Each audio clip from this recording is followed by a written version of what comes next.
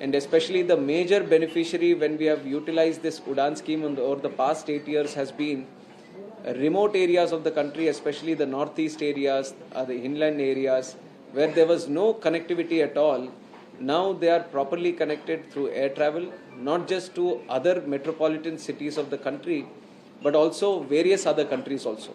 And the last 8 years, the number of UDAN routes that have started are up to 601, and over 1 crore 44 lakh passengers have travelled through UDAN routes, and more than 2,40,000 UDAN flights have taken off since its inception. So you can see the numbers, how big they are and how transformatory they are for civil aviation. So taking a cue from the success that UDAN has achieved over the past 8 years, we are envisioning the UDAN scheme for furthermore 10 years. We want to take it forward for 10 years because in the next 5 years we are planning to start 50 more airports or enhance the capacity of the existing airports. And up to 2047, which is the Viksit Bharat plan by our Honorable Prime Minister, we feel that we have the capacity to increase the airports to increase to more than 200. What we have 157 today, we can take it up to 350. And if you want to achieve these kind of numbers, UDAN is going to be very, very crucial, and which has been the driving success story for the last 8 years. So we want to expand it for 10 more years.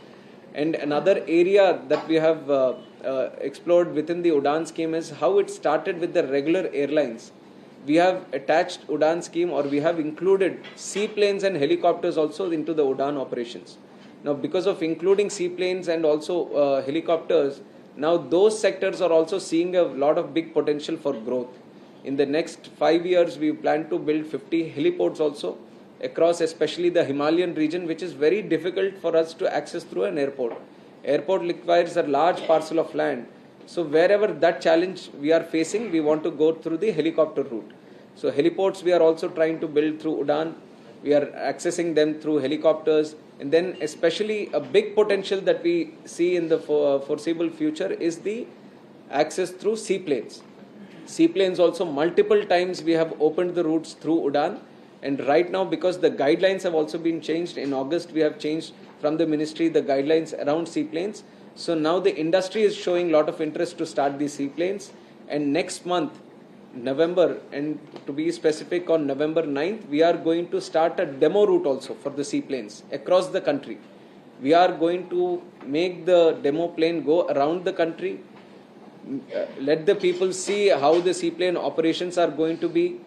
Let it be more accessible, let it be more awareness kind. So we are doing a route. We are going to start from Andhra and take it all the way up to northeast and then to Andaman, and then we are planning to the west of the country also. So we are going to take it around the country and restart the whole seaplane process. And we feel that there is going to be a good future in the seaplane operations, good potential. So UDAN is going to cater for the seaplane operations also.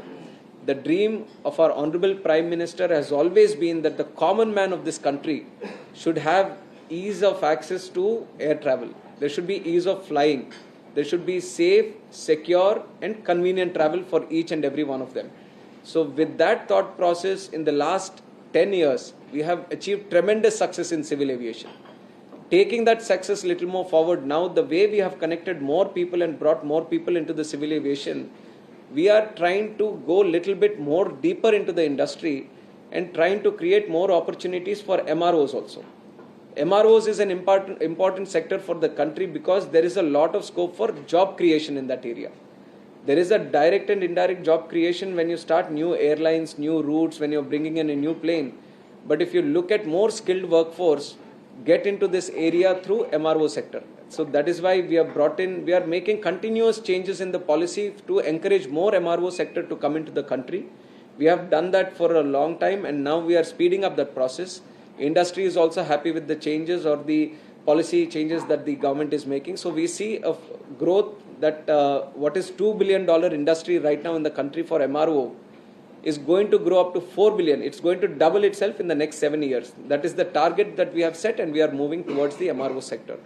And as we go through the MRO sector, improving the MRO sector, another important idea that our Honorable Prime Minister had, and he has been encouraging Civil Aviation Ministry also to continuously pursue, is to design and build our own aircraft in India itself. You know how much passionate our Honorable Prime Minister is about the Atmanirbhar Bharat. So we are taking in a cue from that idea, and we want to create our own plane here. We want to design it here. We want to manufacture it here. So we are taking the help from HAL, NAL and other industry partners that we have. Combinedly, in the foreseeable future, we want to also create a situation where we are manufacturing planes here, not for the domestic demand itself, but also for the demand of the entire world. Like if there are other countries also who want to purchase planes, they can come to in India and purchase planes. It is that target that we have set for ourselves, and we are going to move towards it. And also coming to the point where we have said that air travel, it has been my commitment also after becoming the minister that ease of flying should be a top priority. I want the passengers who are Indian, who are traveling within India, they all should have a seamless, very comfortable, safe and secure travel. And which brings us to our second point, which is for the last 1 week, we have been having some repeated hoax bomb threats also happening and it has been reported widely in the media also. And regarding this situation, I want to tell the media and tell the people of this country that since the first day when it has been happening, and this is a process that we follow every time, whenever there is a bomb threat case happening, or if it is through a call, or if it is through social media, or if it is through some other means, we have a strict protocol that we follow. Because for us, like I said, safety and security is the foremost aspect, and this we follow through the international guidelines itself. And once that protocol is set, then we follow it thoroughly, word by word, whatever rule or whatever protocol that has been set, we follow it thoroughly, each and every point.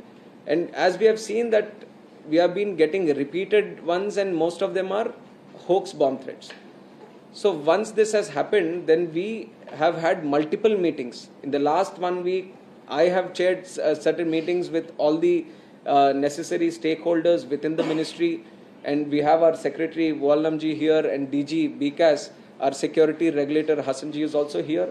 And at each and every level, whoever the stakeholders are, we have been calling to the ministry, we have been having multiple meetings. In fact, our BCAS has also been interacting with MHA, Ministry of Home Affairs, also on a continuous basis, because they are also an important stakeholder when it comes to these kind of security threats in the country. So at multiple levels, we have been having these meetings, and everyone we have taken in suggestions, opinions of all of them. And from the ministry, we have thought of some legislative action also, if it is required, which direction should be moved in. And we have come to the conclusion that there are two areas that we can explore. One is the amendment in aircraft security rules.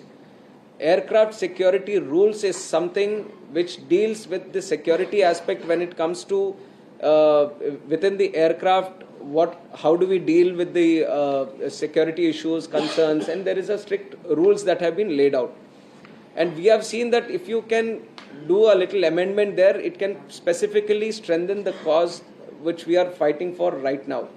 So one of the idea that we want to propagate by changing these rules is, once we catch hold of the perpetrator who is behind this, we want to put them in the no-fly list. And with that idea or with that thought process, we are trying to amend the aircraft security rules, which is already there. We feel that there is some betterment that we can do, and with our discussions, we are trying to amend it. And the second one is the Suppression of Unlawful Acts Against Safety of Civil Aviation Act. This is an act that we already have. This is also commonly known as the Suwaska Act.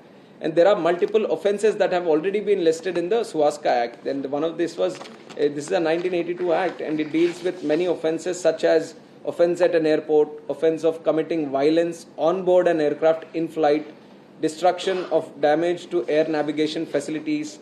So these are some of the offences that the Suwaska Act targets. And what we have seen is that while it takes care of the offences when the aircraft is in travel, it's in flight, we see that if we want to address these kind of threats that have been happening, or you want to take strict action against the people who are behind this when there is a fake or a hoax threat that they are trying to do, then we have to cover the act on the ground and at the airport also. So we are trying to make an amendment. Our legal team has worked very thoroughly on this, and we are coming up with an amendment, and then we are taking in, because this has to be a legal change in the act, we need a consultation from other stakeholders, other ministries also. So we are in that process right now, but we are definitely pushing forward to bring a change in the Suwaska Act also, so that it addresses for these kind of offences which happen when the flight is on ground, so that we can take strict action on them, we can make it cognizable offence. So that is one area that we are looking forward to. And when it comes to the offences that have already progressed, so over the last 7 days, over the last 1 week, if you look at the number, then 8 flights have been diverted. And many of the times, because we are keeping the situation dynamic, whenever these kind of threats are happening, we, especially our BCAS team and the ministry team, we are keeping the situation dynamic. We are assessing situation by situation, what kind of threat they are giving. Are they mentioning the specific flight or the airport, or what kind of threat they are trying to showcase through their tweet or everything. On top of that, to efficiently tackle that situation, whatever is required, our BCAS has also been very immediate in trying to efficiently utilize the infrastructure that is there, or if they need to do any more changes in the rules or anything, they are actively pursuing it.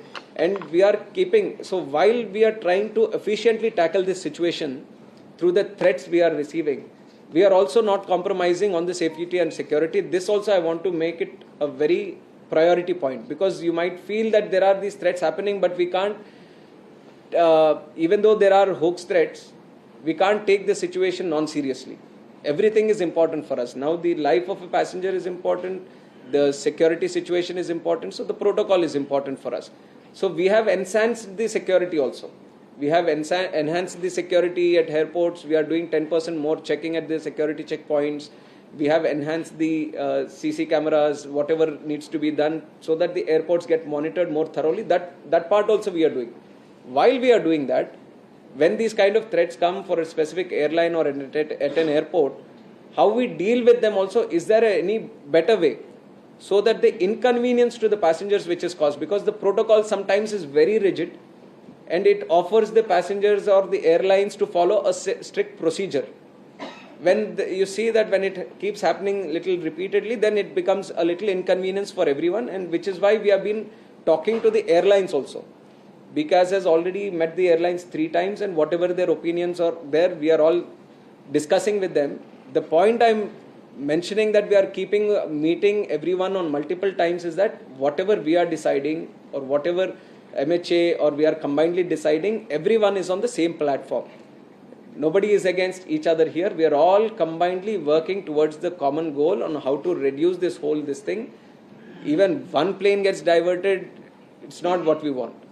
Even one plane gets delayed, it's not what we want. Or even one plane gets affected by these kind of fake threats, it's not what we want. So we are trying to assess the situation. And only one thing that I want to make it is, it's a very sensitive situation when it comes to these kind of threats. There is an international procedure through the ICAO guidelines that we have to follow. So we have to monitor that, and we have to take care of this situation. So combinedly, we felt that from the ministry to actively, initially, to start some kind of process, so that at least for people who are trying to make these kind of or use the air travel medium to have these fake threats going on, there has to be some kind of deterrent. So that deterrent, we feel through this legislative action we can bring through it. So aircraft security rules, we are trying to put an amendment there, and the suppression of unlawful activities against safety of civil aviation. This is another act where we want to bring in the amendment. So I feel these two are there, and all the law enforcement agencies, I have mentioned the MHA and also the state law enforcement agencies, because whenever this kind of threat comes and there is a case that needs to be registered, that gets registered at the airport police station. So we are continuously speaking with all the law enforcement agencies also. We are pushing them to speed up the process. Now these are technical in nature. When you talk about the threats on the internet or the social media, there is IP address involved, and that is concerning many other agencies also. All of them have to be combinedly brought into this, and we are ensuring that there has to be a speedy process in terms of investigation in this. So all the players who might be involved in this, we are putting everyone on the same platform and telling them the seriousness of this issue and trying to speed up the process as much as possible. Legislative action, I have mentioned that whatever needs to be done is this. And from our ministry, I want to tell the people of this country that the safety and security of people and convenient travel of the people is always our utmost priority, and we are working towards it for the past 1 week since it has happened. Especially since my coming also, we have been discussing on this, how to enhance the whole system and all, and we are moving in that direction. And I hope that everyone, with the collective efforts of everyone, we are going to see a much better picture in the coming days. Sir, I'm curious from India today. One at a time. One at a Are you time. also looking at any conspiracy angle, any coordinated group or individual? No, see, these things, once thorough investigation happens, once they come out, once we have a detailed report on the investigation, until then there is no point on commenting on it. Let us go through the process. Let the investigations happen, let everything come out, then we'll discuss on that. Sir, one more thing, airlines have already started taking it very casually. In fact, few airlines in particular, has there been internal discussion that to minimize the flight disruptions, it should not be informed to the stakeholders or to the crew members regarding the bomb threats. In fact, on 15th and 16th, Air India didn't share any bomb threat information either with BCAS or DGCA. No. It's I don't think it is right. They have been sharing all the threats, whichever medium they come in. There is a committee that sits, so everything gets reported. It's not like it doesn't get reported, because, like I said, safety and security, whichever way the threat comes, it's a top most priority. We have to follow the protocol, so everything gets followed. File. Friends, one by one, please. Number one, because this being a prevalent issue, over the last week or 10 days, by when can we expect the new law, the new amendment to happen? Will it happen by the next winter session of Parliament? That's now question number one. And question number two is that, when you're speaking about putting people on no-fly list, can that only happen once you amend the laws, or can it just happen before that? No, we felt that the amendment is required for that. That is why we are pushing into the amendment. And regarding the Act legislation, I want to do it as soon as possible, but the necessary consultation also. Whatever discussion needs to be done from our ministry, we have decided and we have put the amendment together. Now let the other ministries also give in their opinions. But from my side, I feel that we have to push it as soon as possible. So I am hoping it will. Today, you have said that you are going to make some amendments. Will there be some financial penalty or any jail term for the... No, that is what. We are making it a cognizable offence. So based on that amendment, there is going to be a punishment and also fine also. Sir, as you mentioned that there are many threat calls that have been received, are mostly hoax calls. In the initial investigation, can you suggest that these are mostly from abroad or any part of this? No, see, this is, without proper information, I can't comment on it, because when you see these threats that are being made to social media, if you have some knowledge regarding this thing, I'm just taking an example, not that I'm hinting at anything, but there is a VPN that you can use, and even if you're doing it from anywhere in the country, you can make it look like you're taking it from any other country. So at my level, I can't comment on it. There has to be thorough investigation made on this. Once we get an investigative report done on that, then we can comment on it. So no-fly list का tenure. The second act that you mentioned, it is applicable only when the aircraft is grounded. No, in flight it is already taken care of. But when it is grounded also or at the airport, then also we want this act to prevail on that. So that is why we are bringing in the amendment. And sir, in terms of revenue loss, has the airline paid any number? Suppose 10 flights so far they have received any such security threats. So in terms of revenue loss, any number that they might have shared? Not really, but they are telling us the inconvenience that the airlines are facing. One is you're talking about the financial loss, but it's more like an inconvenience for all the people at the airport operator and the airlines combinedly. And I feel the airlines also, on one point, even if there is a certain inconvenience, they also understand the whole atmosphere that has been created now. So they are also supporting, and they are actually cooperating in terms of how do we come up with a better process to address this issue. So it is, they are also partnering up with us to enhance the whole process. Sir, a connected question. We are at the peak of festive season. Do you think these hoax calls have put some dent on the air traffic? Surprisingly, they are all going full. Sir ये जो no-fly list का tenure होगा, ये life time का ban है या 5 साल के लिए? पहला पॉइंट ये। दूसरा, आपको पता है सिक फॉर जस्टिस ने फ्रेश थ्रेट दिया है एयर इंडिया को, तो क्या additional security cover air India को आप देंगे या किस तरीके से वो चीज़ है? तो ये नो फ्लाई लिस्ट का जो है, अभी तो फिलहाल वो अमेंडमेंट लेके आएंगे, तो उसके ऊपर हमें करने का एक अधिकार जो मिलेगा, उसके बाद वो टाइम लिमिट का फिर से एक बार डिस्कस करके करेंगे। दूसरा जो एयर इंडिया का सिक्योरिटी कवर, फ्रेश थ्रेट मिले हैं सर सिक फॉर जस्टिस की तरफ से। नवंबर में बोला गया है कि लोग अवॉइड करें एयर इंडिया ट्रेवल करने के लिए। ये सिमिलर थ्रेट लास्ट ईयर भी नवंबर को ही दिया गया था। तो क्या additional security cover air India की पर्टिकुलर कुछ फ्लाइट्स को? No, see, we don't look at one airline as specific. Any airline, any kind of threat is a threat for us. So that is why I'm saying that at the airports itself, we have increased the surveillance and increased this thing. So we want every air travel, every airline to be safe. It shouldn't be targeted on any one airline, and if it is happening, it is not right. But from our side, we are ensuring that we make the entire air travel process. We are not particularly looking at let's make this more safer than that. For us, all airlines are our partners, and we want to ensure that across the spectrum, every airline is safe to travel. So ground level, whatever needs to be done, we are enhancing, and we are taking in. And if you look at some of the threats also, they are widely dispersed. All airlines have been targeted. It can't say that only one this thing is there. So we are combinedly working with all airlines also, taking their suggestions in there. Tapos. Propose that two solutions which you have proposed, it might take some time to happen. But by the time is there an end to these hoax calls, or they will continue? No, by the time we are following the existing process also of registering the cases and ensuring that the investigation gets done fast. So enhancing that process by taking all the law enforcement agencies also into consideration, we are pushing them to get them done as soon as possible. And in fact, Home Affairs has also been very, very helpful in this. From their side, they are continuously monitoring. So that is the additional benefit that we have to take. Passenger ही नहीं है जो no fly list में तो उसे डाल देंगे, मानो कोई शरारत कर रहा है हमने पकड़ लिया, लेकिन अगर बाहर से कोई कर रहा है वो एयर पैसेंजर नहीं है, उसका क्या करेंगे? वो भाई हर बार इस तरीके का VPN यूज करते हैं। No, then we will see internationally also what needs to be done. You are talking about if people are doing it outside the country. From outside the country. If it is outside the country, No. If he is not flying, It shows outside. No, that is what the IT wing or the necessary intelligence people, they have to catch the person ultimately. They have to use the whole intelligence this thing to catch it. So that is why we are taking their support. अभी तो कुछ ऐसा concrete मिला है कि कोई जानबूझ के कर रहा है या कुछ इस तरीके? एक तो वो मुंबई पुलिस ने जो पकड़ा था, that was a very prank this thing. He had some issue with another friend of his, तो उसके लिए इसने कर दिया था. तो वो है अभी केसेस इन्वेस्टिगेशन में. सर ये जो अनलॉफुल एक्ट जो आपने सेपरेशन ऑफ अनलॉफुल एक्ट का कहता है अमेंडेड, इसमें क्या क्या मेजर पार्ट आप लोग लाने की कोशिश करें, थोड़ा बताएं. इसमें मेजरली जो है ये ऑफेंस जो है वो इन फ्लाइट वाले उस सिचुएशन को ध्यान में रखते हुए उसमें सारे ऑफेंसेस का लिस्ट किया गया. तो हम उसमें ऐड करेंगे जो ऑन ग्राउंड या फिर एयरपोर्ट के पास भी जो फ्लाइट है उसके ऊपर भी ऐसे थ्रेट्स आते हैं, तो उसको भी कैसे डील करना है, कॉग्निजेबल कैसे बनाना है, उसको हम स्पेसिफिकली ऐड करेंगे. तो इन फ्लाइट था, अभी ऑन ग्राउंड को भी ऐड करेंगे.